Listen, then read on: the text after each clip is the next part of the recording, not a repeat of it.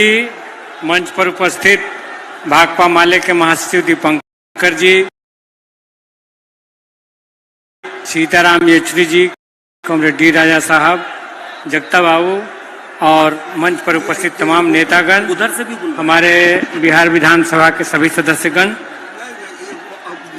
भाजपा के दबाव और नीतीश जी के पलट जाने और आप विधायकों की एकता और दृढ़ता के सम्मान में एक शेर कहना चाहूंगा। अब हवाएं ही करेंगी रोशनी का फैसला,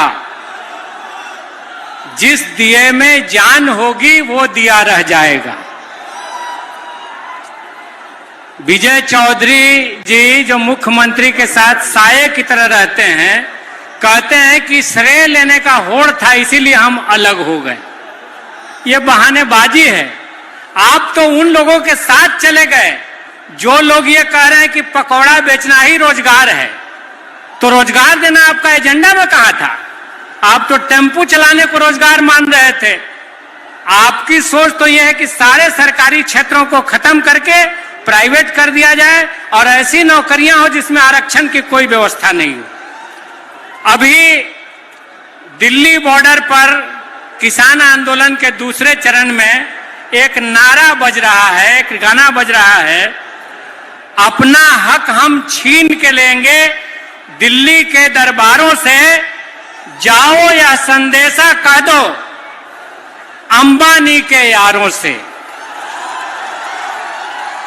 तो मोदी राज में खेती अंबानी अडानी को दे देना है, रेलवे को अंबानी अडानी को दे देना है, रोजगार को दे देना है, सब कुछ को छीन के दे देना है।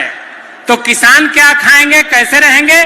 हमने तो एमएसपी का मांग किया था और इसीलिए अब हम कह रहे हैं कि अब मांगने का समय खत्म। अब तो जो मजदूर किसान नौजवान की बात करेगा वही दिल्ली पर राज करेगा। इसीलिए अब इनको सत्ता से बाहर करने का समय आ गया है और अपना अभियान छेड़ने का समय आ गया है।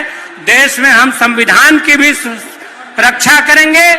यह बिहार की धरती लोकतंत्र की जननी रहा है, यह मगध की धरती है, हम लोकतंत्र की भी रक्षा करेंगे। और इस ऐतिहासिक गांधी मैदान से जो बात निकलती है वह हिंदुस्तान के कोने कोने में फैलती है।